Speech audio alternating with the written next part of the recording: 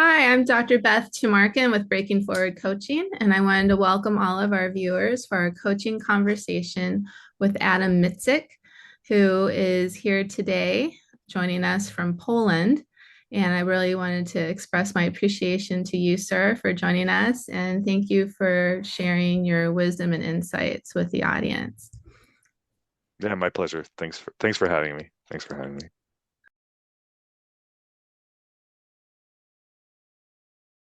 Sure. So, where to begin? Yeah, so I spent a good amount of time in Washington, D.C. Before I made the big jump across the pond in the mid 90s. And so in D.C. I went to undergrad and law school in D.C. and I spent a couple years working there in a small law firm after I finished law school. And this was right around the time when the Soviet Union fell apart and all these former Soviet republics became independent. Now, my undergrad degree, I was an international relations major with a focus on Soviet and East European studies. So it just tells you how old I am. Yeah. Soviet Union was still around, right? And I had a minor in Russian language and literature, right? So, kind of this part of the world, sort of would have made sense for me, right? But what I was doing, after law school had absolutely nothing to do with, international relations, this part of the world. It was a very like focused, domestic focused regulatory practice or whatever. And to be honest, Washington, D.C. was kind of boring after living there for about 10 years, right? So, I was kind of like thinking, okay, what's next for me? What's next for me? And it also just happens that my parents are both Ukrainian immigrants. So they immigrated to the United States after World War II. They fled Ukraine, during the war, when the Soviets were heading towards Poland, actually where I am today. And, and they ended up in sort of displaced persons camps in Germany for a long time. So they were war refugees, basically, right? And then immigrated to the States in the 50s. And, I was born in 1966, yeah, so very long time ago. Anyway, so so I had all these things that in my background that kind of made me pretty well suited, for this region. I mean, I grew up speaking Ukrainian at home. I, studied Russian intensely for 4 years, at university. But I was, kind of sitting in DC doing nothing. And then one day, this former boyfriend of mine who had been together with for like 4 years, it was like a pretty long relationship or whatever. He calls me up and he's like, "Oh, did you see this ad in the Legal Times, which was like the Washington, D.C. newspaper for, the legal profession? And they had like help wanted ads in the back." He's like, "Did you see this ad?" I'm like, "Which ad?" And he's like, "Oh, there's a law firm that's looking for a lawyer of, your level of experience who, speaks Russian and or Ukrainian to like join them in their newly opened Kiev office." And he's like, "This sounds like it's perfect for you, right?" And I thought to myself, like, oh my God, did I hurt you so badly that you hate me so much you want to send me halfway across the world or whatever? Yeah. Right. I'm like, why are you thinking that this job is perfect for me? Yeah. Um, It because sounds here like I it was, was perfect for well, you. yeah, I mean it was, right? But here I'm thinking, oh, I have this like, wonderful like yuppie life in, DC or whatever, and you want to send me like to bread lines in the Soviet Union or whatever, or former Soviet Union, right? um that there was, it intrigued me and I was thinking about it. And then finally I was like, you know what the hell? Yeah. I was, 27 years old and I'd never left the United States. I didn't even have a passport, right? Probably like a lot of Americans. Yeah. And I just figured, if I'm ever gonna have an adventure in my life, like this age, this time, this is now the time to do it, right? And to get to see a part of the world that actually is a part of me, right? And my heritage and, all that stuff. And so I was like, yeah, what the hell? So I, sent in my resume and next thing you know, I'm hired and a month and a half later, I'm packing up and, moving to Ukraine or whatever. So that's how I ended up in Ukraine. And basically I was there, for 28 years up until, the war started. And now it's, we're just hit the 2 year anniversary mark, for that, right? But it's sort of like I've come full circle in the sense that my father left Ukraine when he was 9 years old or something in 1943, heading towards, Western Europe or whatever to escape, mean Russians coming their way, right? And I ended up having to do the same thing, 28 years or 70 some years later or whatever, almost 80 years later. So yeah, it's kind of a bittersweet how these things, you know, play out or whatever, right? But who would have thought, right? Who would have thought that 80 years later this same thing would be happening, right? Anyway, um,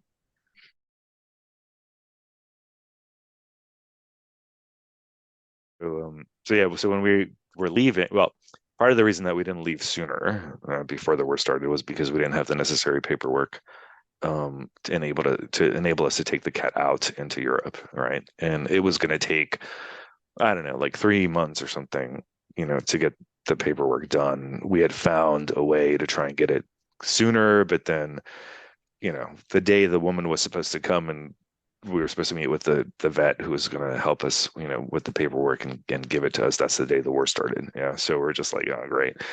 Um, but the good story is that when we finally got to the border, with the cat, at that point, luckily Poland was just letting everybody in with whatever animals they were bringing, and you didn't need any paperwork. And they chipped her as soon as we crossed the border, and just kind of checked her out that she was okay. And then I was able to shortly after arriving in Poland to get her an actual European pet passport. Yeah, so now she probably is able to go to more countries around the world than I am able to go to with her European pet passport. Yeah, so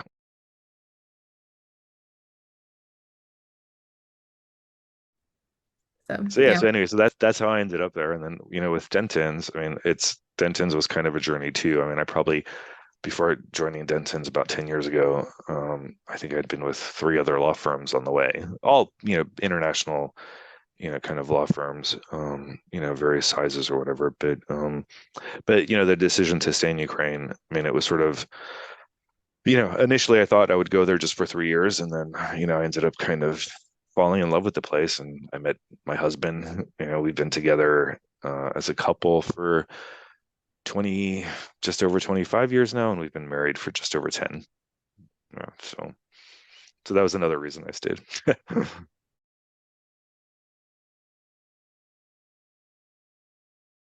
So I was thinking about this earlier today before our call in terms of like how did I start my journey in DE and I, right?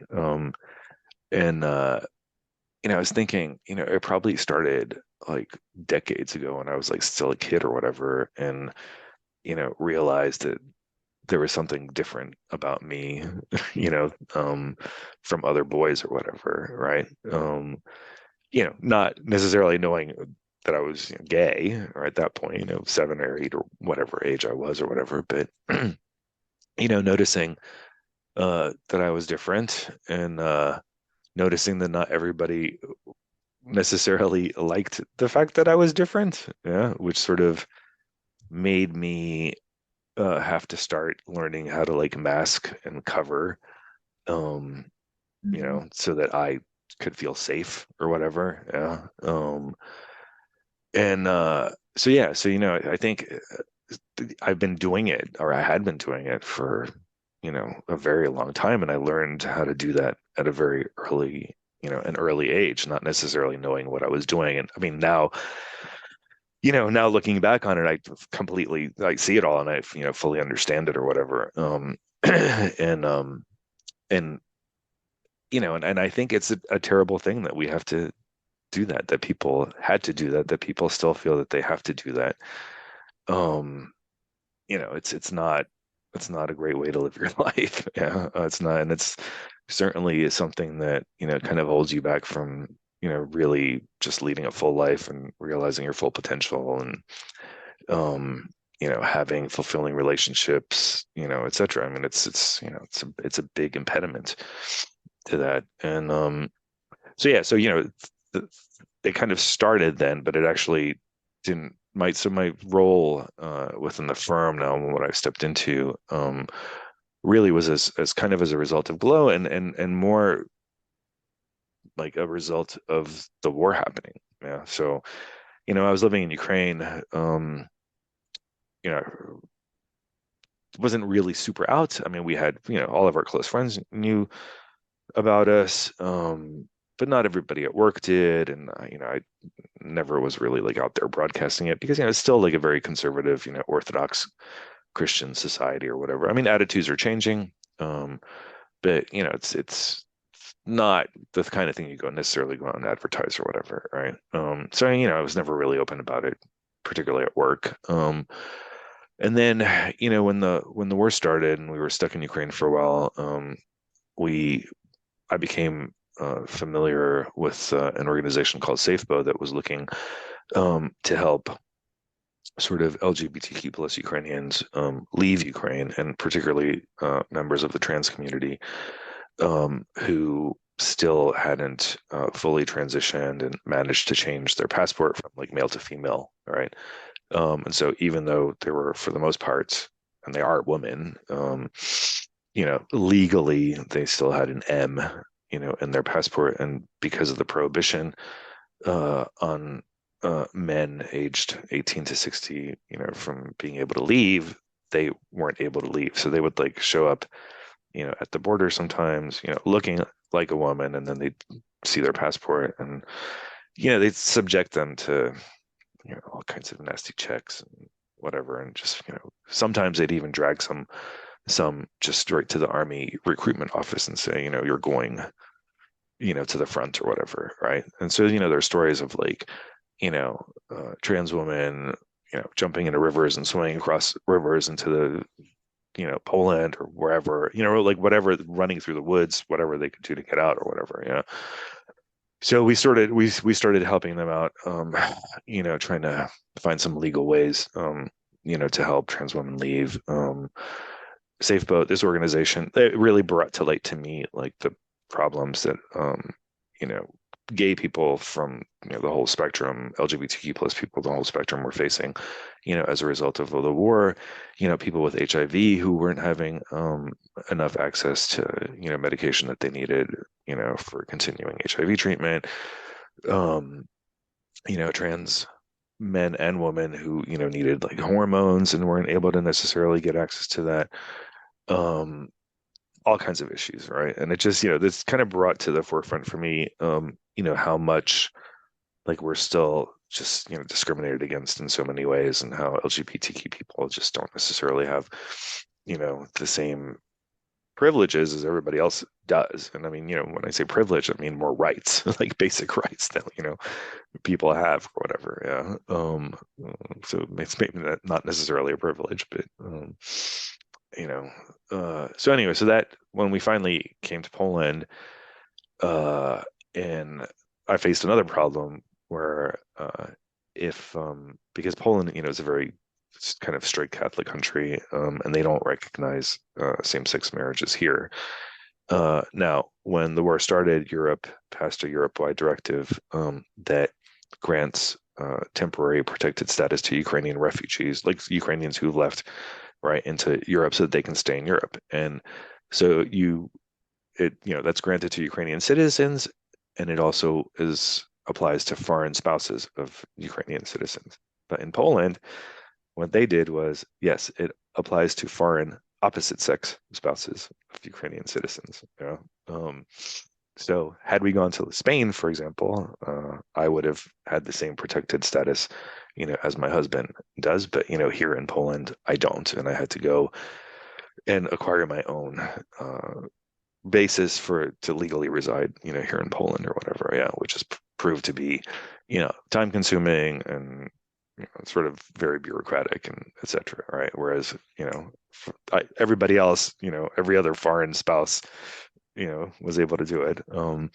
Opposite sex spouse. So yes, I started realizing that like, Jesus Christ, I've been blind to this for so long or whatever, you know what I mean? And so an opportunity came up to head our LGBTQ plus employee resources group within Dentons in Europe, which is called GLOW, yeah, which stands for gay, lesbian, or whatever. And I said, well, hey, I just got here. my practice is basically in the toilet because of the war, so I have some free time in my hands. So maybe I can step in and start helping out with Glow, and which is what I did, and a lot of that was it was right before Pride when that happened. And so, for example, one of the first things that I did was our Australia region of our firm. The head of Glow in Australia asked me if I would speak about what I had just gone through, in Ukraine and all these things that I'd witnessed, that I was just, telling you about, basically. Um, and so, I was kind of like a featured speaker on that. And then, we had another webinar that we did for clients and within the firm about the importance of just DEI and, for clients and, with the clients for the clients with whom we work, and kind of like the corporate aspect of, DEI and, just like one thing to another that we started doing different initiatives and awareness pieces and, getting involved in like different organizations and all these things. And it just, kind of like just kept growing and growing and growing. And I kept getting sucked in more into, um, DEI more broadly within our firm. And, and it all also came at a time where, so I had this, being displaced from Ukraine. And then a couple of months later, after arriving in Poland, I found out that I had colon cancer, and I was just like, oh, great, another thing to deal with. And I had surgery and chemotherapy over 6 months. And so it was just this really like difficult time for me where where this involvement really just gave me a purpose that I believed in, and uh, helped me find something within myself that I was able to get really passionate about and, motivated by. I'm going to start crying. And yeah, it was, I don't know, I found uh some, meaning to all of this. And I saw how how not just with Glow, with what we've been doing, within the LGBTQ plus community, but just in general, like what we as a firm do in our DEI efforts, in our initiatives, to help promote, people who have been, over years, disadvantaged and who still, face some disadvantages in the workplace, and how to, make more people aware of that and help all of our colleagues understand, what some of the issues are and some of the hurdles that people face, to help kind of change the way we think and interact with each other. And, you know, to understand that it's not about favoring somebody over another or trying to give anybody an unfair advantage, but it's really just trying to let everybody have an equal voice and equal opportunity to make sure that they're heard, you know.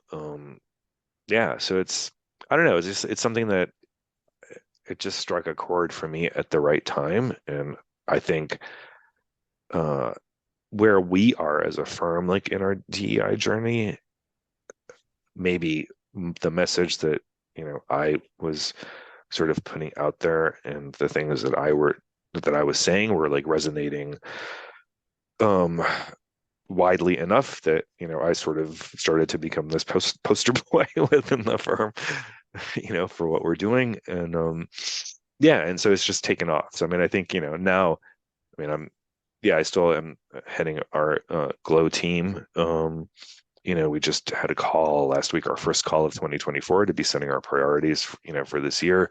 We had some really good participation. There's a lot that we want to do. I have a big strategy growth plan for, this year in terms of not just awareness events, lots of things that are internally facing, lots of things that are externally facing. I think this year we want to focus more on, what we can be doing within the communities, in which we live and work. Um, so yeah, there's a lot. And I know I've been lucky in the sense that I've gotten a lot of recognition out of it, but I'm also looking, um, now to like I'm encouraging others to be, as involved as they want to be, because they deserve to be recognized too. You know what I mean? It's like it's not the Adam Mycyk show, it's everybody's show. You know what I mean? And,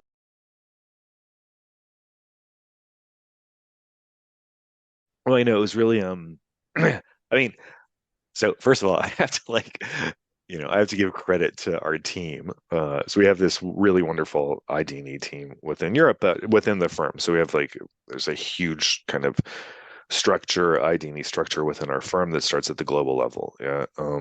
So, we're a global firm, but we're broken out into 7 or 8 different regions. Each region kind of replicates their own ID&E structure based on the sort of global structure. And just to give you a sense of how important this is within our firm, our global head of D&I is a board member of the global board. So she's, a very important voice, on the board.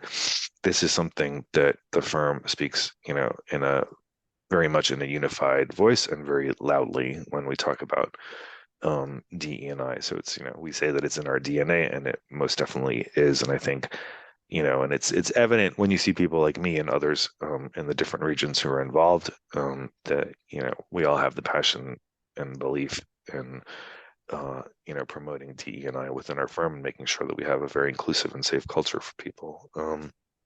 But so that being said, so I have this great team or whatever, yeah, and they kind of put me up for these nominations or whatever that I'm not even aware about necessarily half the time. And they write some great submission, to tell my story and the things that we've been doing. And so, it's just kind of to their credit as well. That have been recognized by Stonewall, and I just have been shortlisted for another award in Europe. Yeah.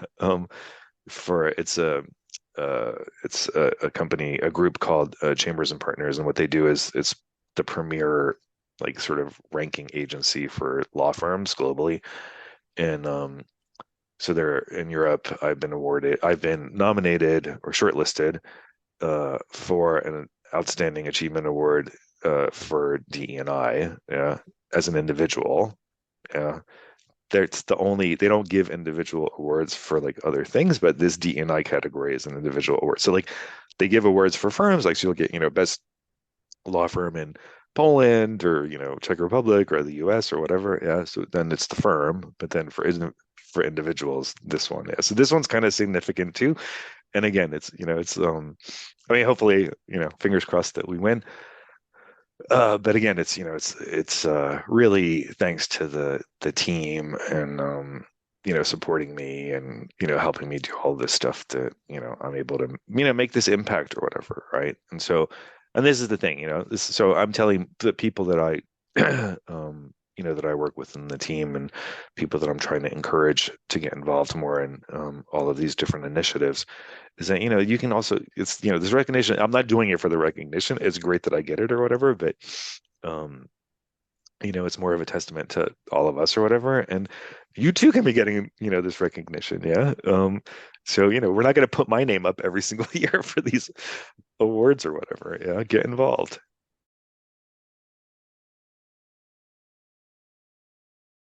um what made me kind of realize that I wished I had had that was actually acting as a coach. Yeah. Yeah. And so within the firm we have a really great both coaching and mentoring program.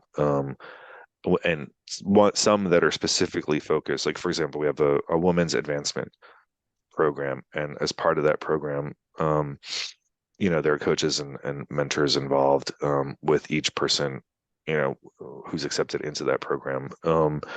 And and then we also have like a big global mentoring program, so from all around the world, and that's just it's not focused on any particular group. I mean, it's just open to the entire firm of whoever wants coaches.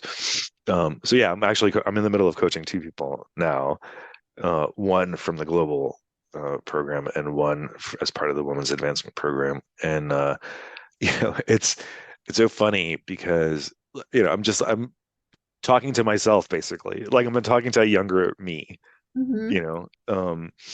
Each time I talk to these women, they both happen to be women, and and the things that the problems that they're facing, the things that they're talking about. I mean, it's the same things that, I was going through, and yeah, and I'm just like, oh my God, you're so lucky that you have somebody to talk to, because, I really didn't, and I wish I had, not that it would have solved anything, and maybe I wouldn't have done anything differently. I don't know, but yeah, I think, hearing a voice of, sort of reason, yeah, not judgment, yeah,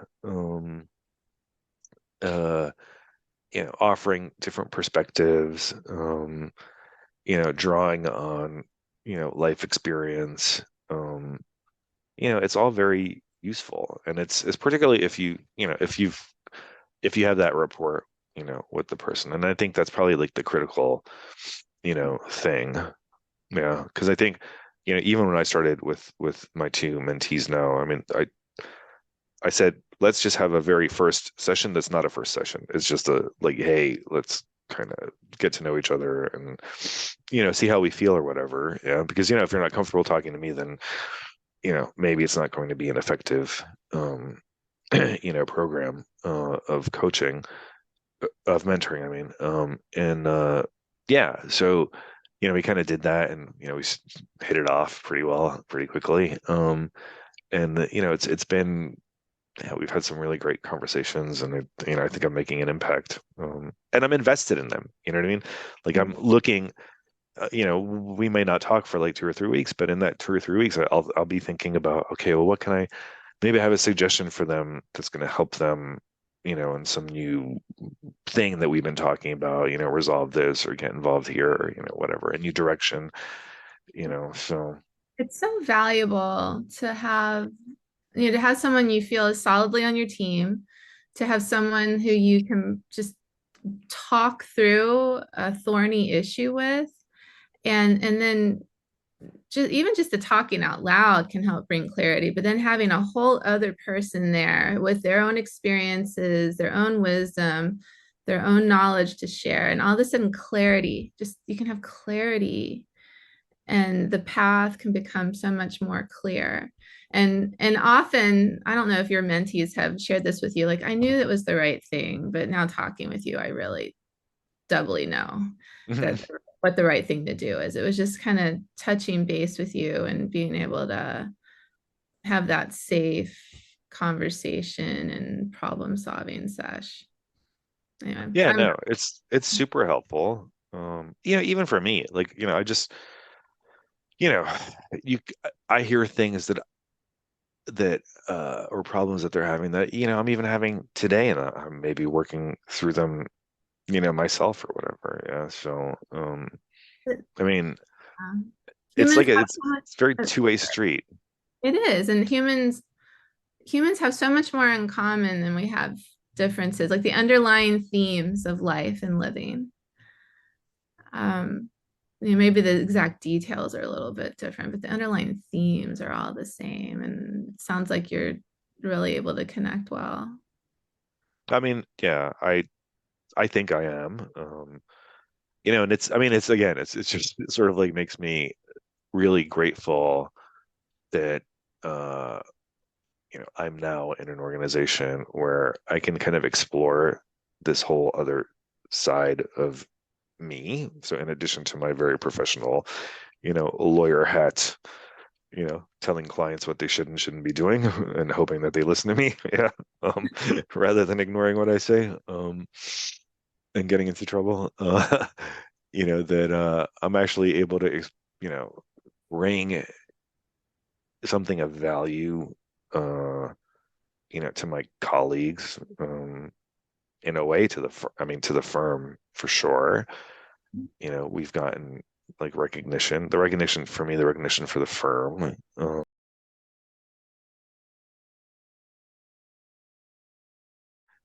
We like one of the things that I've been doing here in Poland is that we've gotten involved in an organization that is a network of LGBTQ plus employee resources groups in different companies, who are based here in Poland. It's mostly like big international, companies who are here.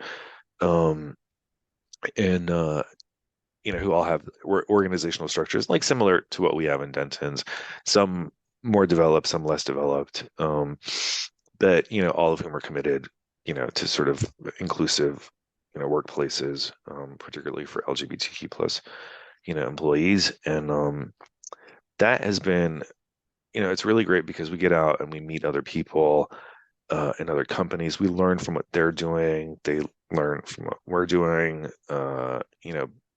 We had a meeting at our offices just before Christmas where about 45 different companies were there, and yeah, we showcased a lot of the things that we've been doing internally in ID&E, not just LGBTQ plus related, but like we had this really great allyship pod program. I don't know if I mentioned that to you before, but yeah, it was a really cool program that we had, where it was basically focused on how to be an ally, and we had 5 or 6 different topics.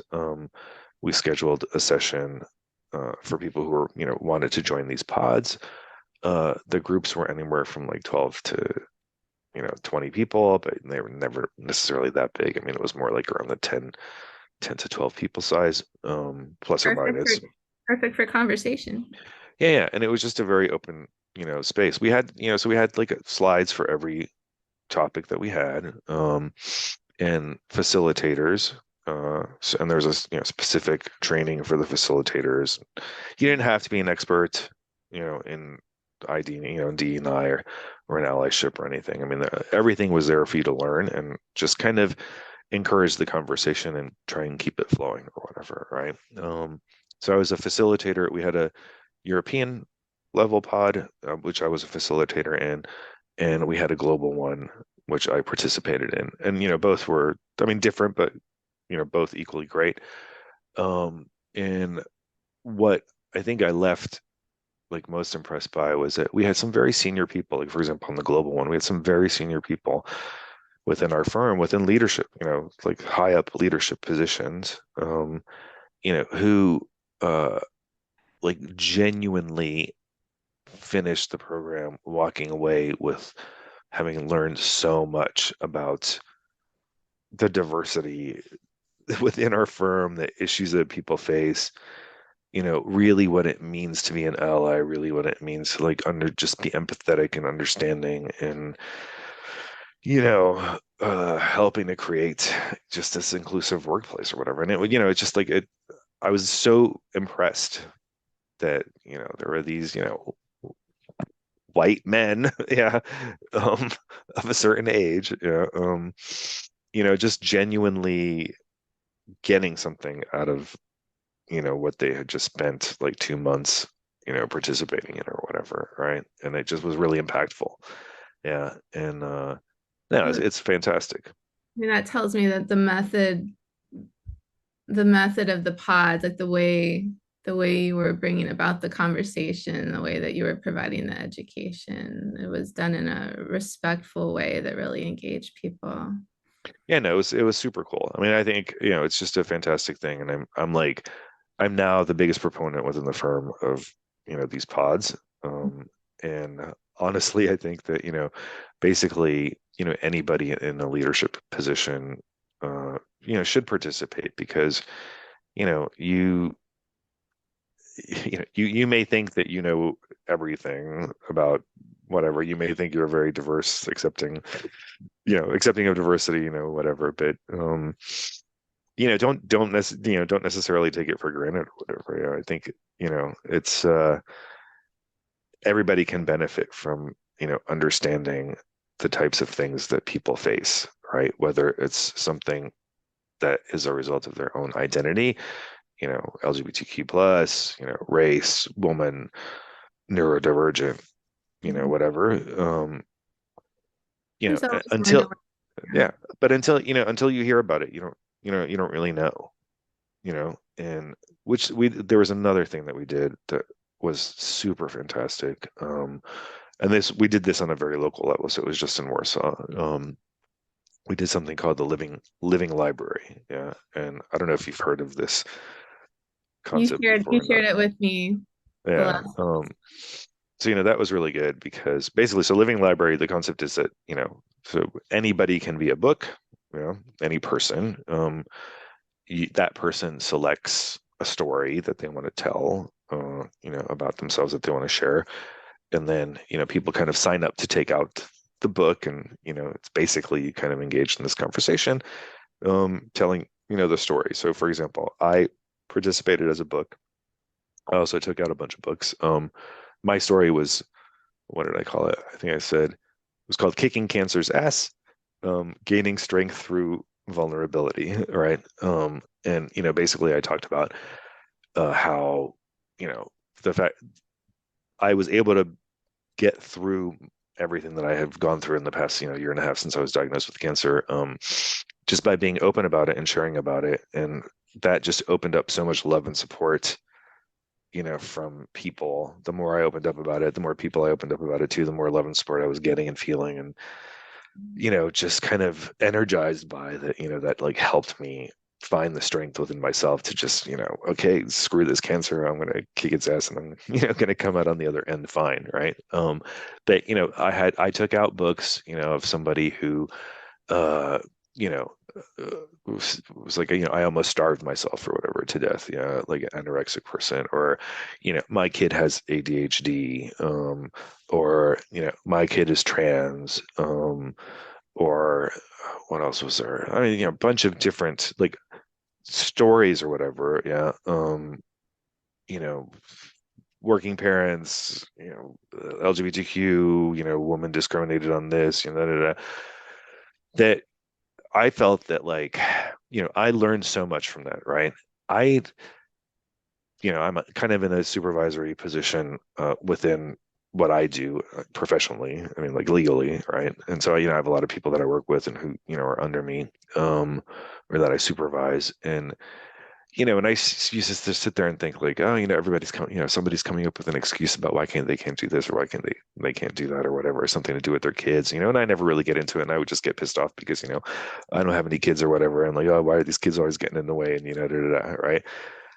Uh, but, this to me was like, it was, enlightened me even that, like until what somebody's going through, you shouldn't judge and you should be aware of the fact that like, okay, yeah, these people work with you, they're part of your team. And just like you know, they have things that, impact, their lives and their ability to work as, efficiently and proficiently and diligently as, they impact you or whatever, right? So like you're just hearing all of these different stories and, what people go through with their kids, just personally, this, that, the other thing, it just, it makes you just a much more empathetic person at work, to understand like, what your colleagues are going through, what your expectations should or should not be of them, right? I mean, they're not there as slaves, yeah, just like you, right? So, I mean, so all these things that we're doing, I think are really great. And when we highlighted this to the group that came to our office, I mean, the feedback was just fantastic from people, and so, I mean, there's so much that that companies and organizations do in this sphere that I think is like, really just fantastic. Yeah. And, I think people want this, you know, I um, agree with you. I think they do. Work, the ability to work and to support yourself and support your family, that's one of the things that we need to do, but also to connect with other people and to feel heard and understood and to understand others, and that's what brings the richness. yeah, yeah, yeah. And I And, really appreciate you sharing that last part with us, because I feel like we're going out on a high note. I want to reassure the audience that Adam did indeed kick cancer's ass, and so he's healthy and doing well right now. Thank you for your vulnerability with that. And once again, my appreciation to you. I really enjoyed today's talk and the talks we've had previously, and just was so happy to be able to bring you to our audience today. Well, thanks, thanks for the opportunity. I think as I mentioned, I mean, this is something that, I'm particularly passionate about. It's something that I, recently, just within the last, 2 years or less even, found, within myself. And it's, it's something that I'm really driven by. And I think, and I see the impact that it's having, within our workplace. And I see the impact that it's having in, and generally, across companies, from colleagues that I know in other companies. And, people, I think, the statistics that we see about, loneliness being such a big issue or whatever these days, people kind of crave this connection. And if you can help create that at work, you're just going to have happier, more productive, employees who really are going to contribute to the success of your organization, so encourage it, you know. Thank you, Adam. I agree with everything you just said. Thank you so much. And I Sure. hope you have a great day. Thanks, you too.